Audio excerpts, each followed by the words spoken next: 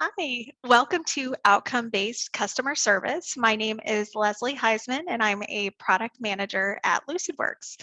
We're so glad to have you with us for this session today, so let's dive in.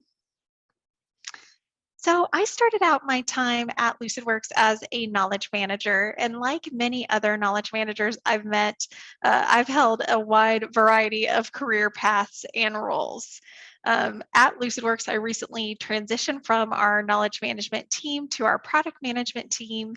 And during this process, I was working on setting my goals and OKRs for my new position. And as I was researching more on this topic to decide how I was going to write my OKRs, I realized there is a lot of parallel between the work that I was doing for my product management role and the work that customer support and other departments do within organizations as well.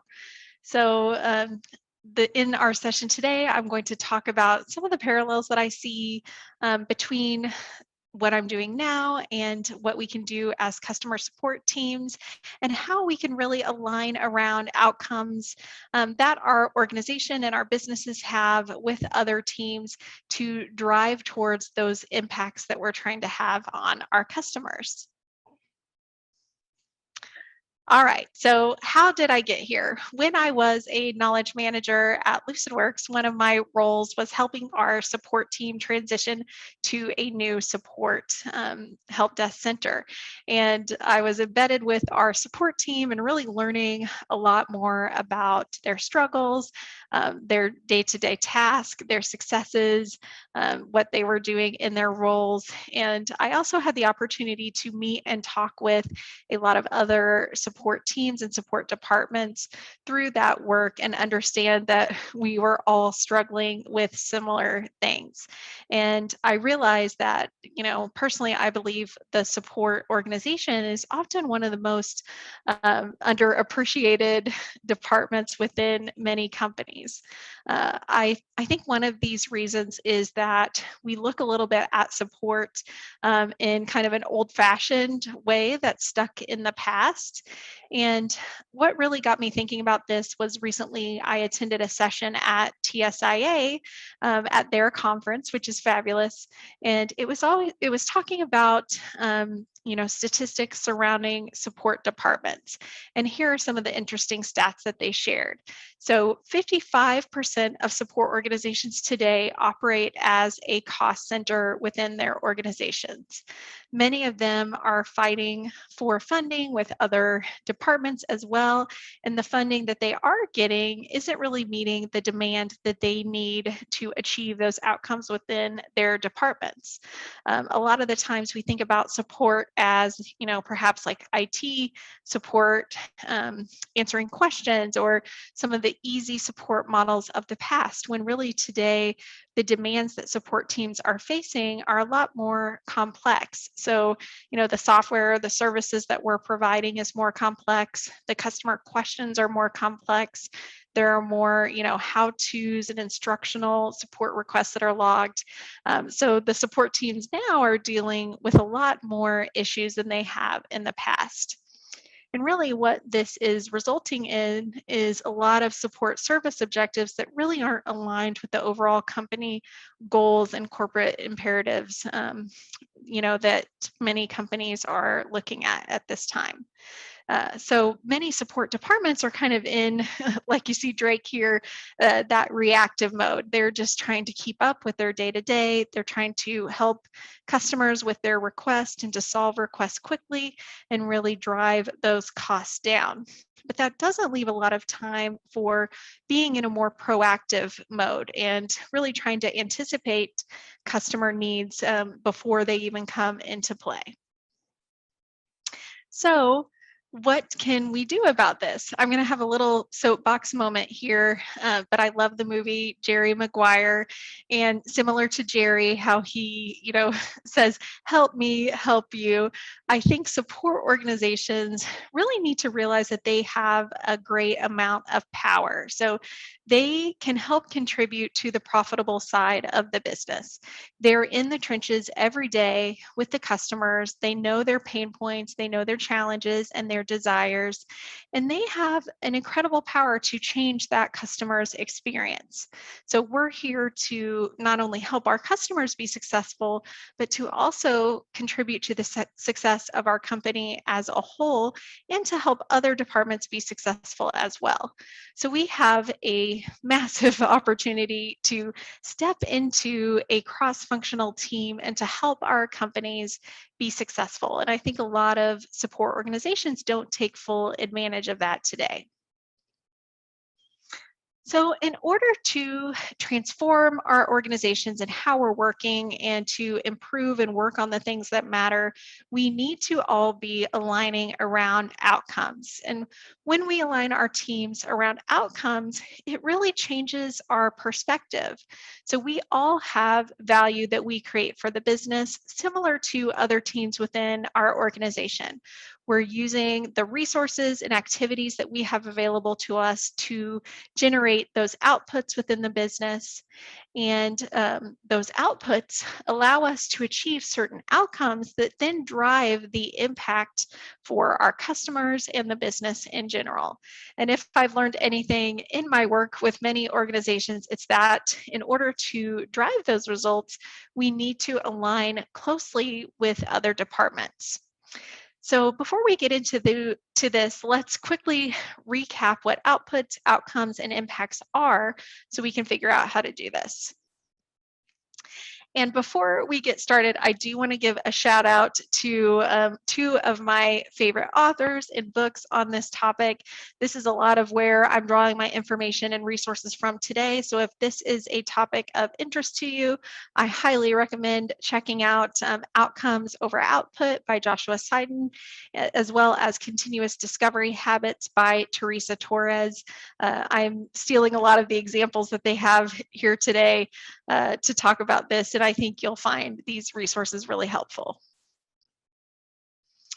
All right, so let's start with outputs. An output is what we are making, if you will, and outputs can be different in each area of the organization. So for the product team, this might be the latest new app that they're creating. For the customer excellence team, it might be taking one of their clients live. For sales, it might be signing that latest contract. Many companies currently manage towards outputs, and this is because they're often easy to measure.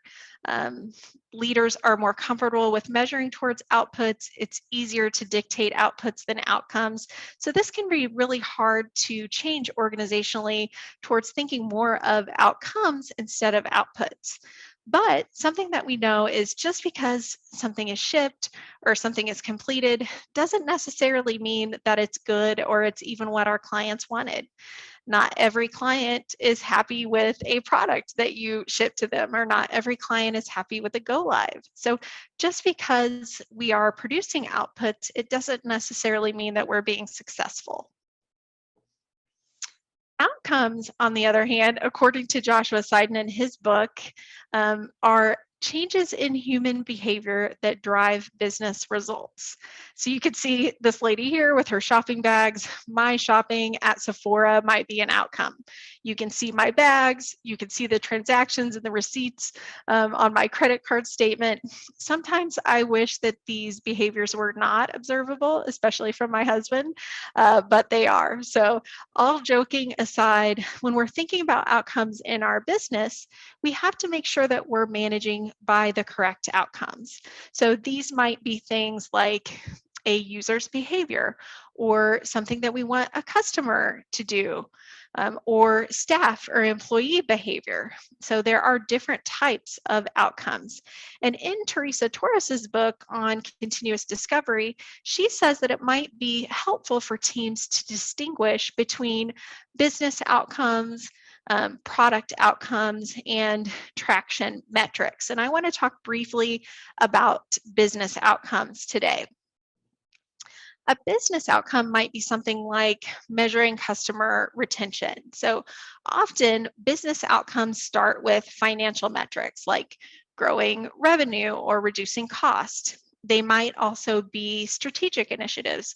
So this might be, growing market share in a certain region or increasing customer sales to a new segment that you haven't explored before. And if we think about all of these business outcomes, we can really tell that these are impacts.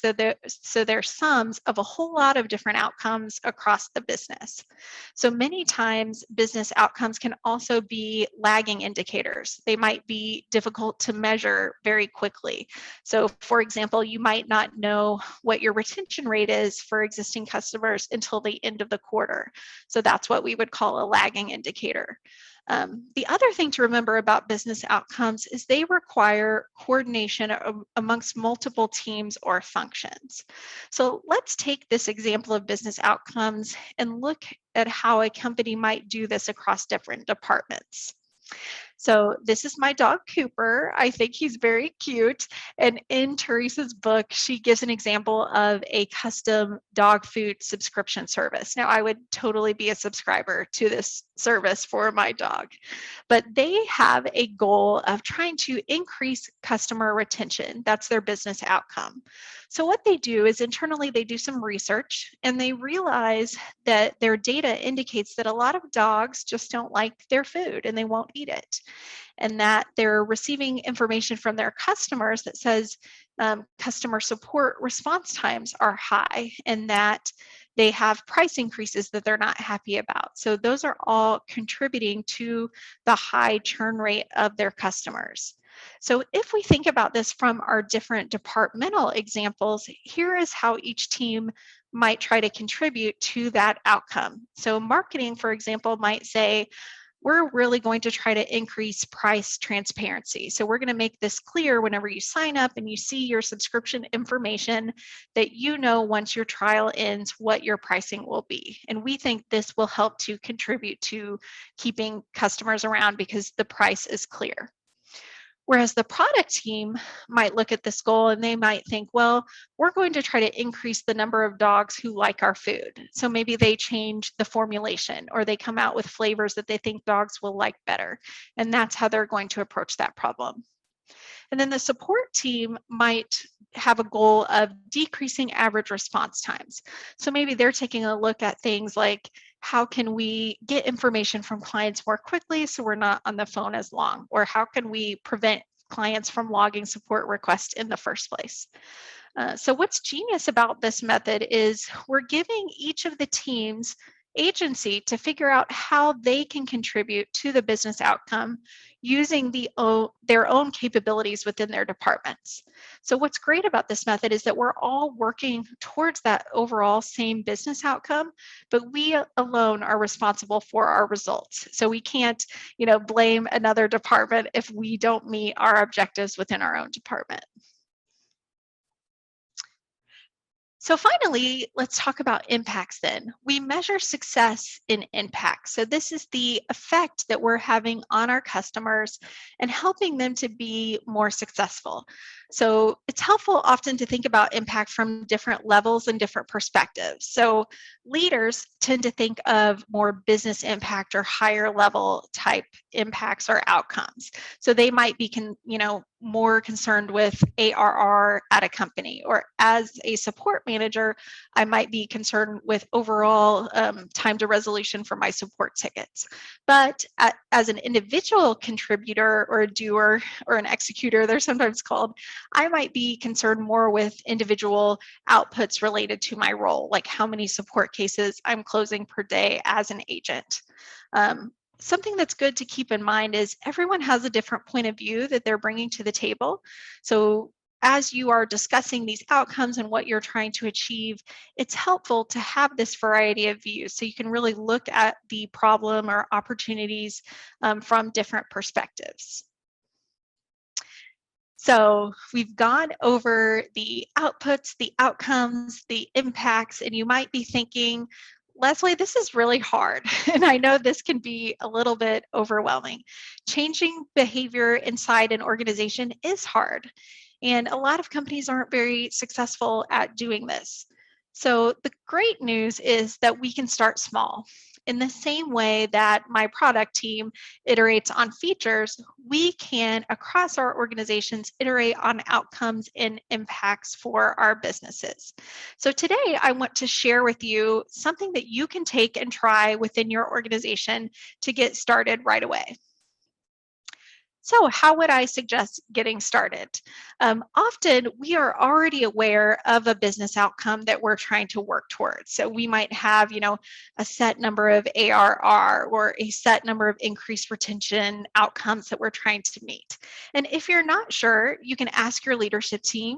Or if you don't have goals or outcomes that are set, you can chat with your other departmental managers within your organization. And I would suggest picking one goal to focus on cross functionally if you're starting out. So remember, these business outcomes might be financial or strategic in nature. They might be related to revenue or profit or perhaps margin or loyalty type outcomes. So if we think back to the dog food subscription company, theirs was to increase their customer retention. And remember, these might take time to measure because the business outcomes are typically more along the lines of impacts. So once we've decided on that business outcome, as departments, we are each going to set our own outcomes. Even if it's one thing that we're focusing on, we're going to pick something and measure our results against that outcome over time. And then we're then going to see, does our departmental outcome that we're measuring have the intended impact on the business outcome? So we want to set our outcome to meet the business outcome. And then the third item is you want to set a specific time that you're going to use to focus on this outcome. And since most companies do their plannings like quarterly, for example, this might be a good time frame, but you can pick whatever works best for your organization. So when you first go about thinking about the business impact that you need to achieve, I love this quote from Albert Einstein. He said, "If I had an hour to solve a problem, I'd spend 55 minutes thinking about the problem and 5 minutes thinking about the solution." So we want to think about that business outcome and then our departmental outcome that we want to set and achieve. And it might take us a little bit of time to figure out what can we really do to affect that outcome. So if we're thinking about the dog food example, we might think, what are customer behaviors that are going to drive our business results? So as we're thinking about our support team, where they're trying to decrease the amount of phone time they spend with customers, we might have a few hunches that we think might be the issue, but we're not totally sure. Maybe we could offer more self-service articles to customers so they wouldn't call us on the phone. Or perhaps if we had a video on our website on how to change our subscriptions, they wouldn't call. But we really need to spend some time digging in and ideating on that opportunity that we're trying to solve. Teresa, in her book on continuous discovery, talks about, sometimes it's helpful as teams to start with an initial learning goal to give yourself time to kind of dig in and discover more about your outcome. And then later, after you're more familiar, to set an actual performance goal. So we might say as a team, we're really going to take some time to discover, why are agents spending a long time on the phone with customers? Why are customers calling in the first place? And then once we find out more information, we're ready to set a performance goal. Like, we want to decrease the amount of time by 1 minute for this quarter, or whatever it would be, so that we have a more accurate reflection of what we're trying to do. One method that I want to mention that I love for this type of activity is called the Lightning Decision Jam. This was actually invented, I think, by a company. It's a workshop by AJ and Smart, but it's a great way if you have a group of people to quickly get a group together and pick some problems and opportunities and challenges that you want to think about how to solve for, and be able to, really ideate and create some things to focus on and move forward on quickly. This follows a lot of the best practices as far as like getting individual information and then contributing as a team and voting quickly to make a decision on what to move forward with. And I highly recommend it. I think you could easily use this process, and you could do it remotely as well with a system like a Miro board or something like that, or Trello or whatever you have available. So I can't go into depth about this today, but I recommend checking it out for sure. So once we've decided on our outcomes that we're trying to achieve and the behaviors that we want to get people to do more of, whether that's customers or employees, for example, then we need to think about how we will actually measure if we are successful in our efforts according to the hypotheses that we've made. So sometimes there's a correlation between what users do and the business result, but sometimes there's not. So one of the questions that you can ask yourself that Joshua recommends in his book is, how do we know that we're right? So remember, the user behaviors are things that you can measure. So let's take the support team. Perhaps they are launching a new customer help center. They might be thinking of the outcome as successfully launch new customer help center, but the behaviors or leading indicators are things that they can actually measure and measure quickly. So this might be the number of support registrations in the first week or the number of cases logged. So you really want to stay focused on driving towards your outcome. And remember, you can start small. You don't have to be perfect right away. Just think about things that you can do to measure that impact. So now that you've honed in on those outcomes and the departmental outcomes you're trying to achieve, you're going to know how to measure those behaviors to know if you're successful or not. You're ready to start your experimentation. So what you're going to do is, over the time frame that you've set, you're going to try these small experiments, I can't talk, measure your results, and then see what worked and what didn't. And you're going to keep working towards that same outcome over a set period of time. So you want to continue to experiment, to measure your results, and then go to the next iteration and try to continue improving on that business outcome. And keep asking yourself, how do we know if we're right? How do we know when we're actually finished? Are there other ways that we could deliver value sooner? I think you'll be surprised at how much you can move the needle towards your outcomes in a set period of time with the right focus. So, in summary, I know that you guys could do this. So, I'm here to cheer you on.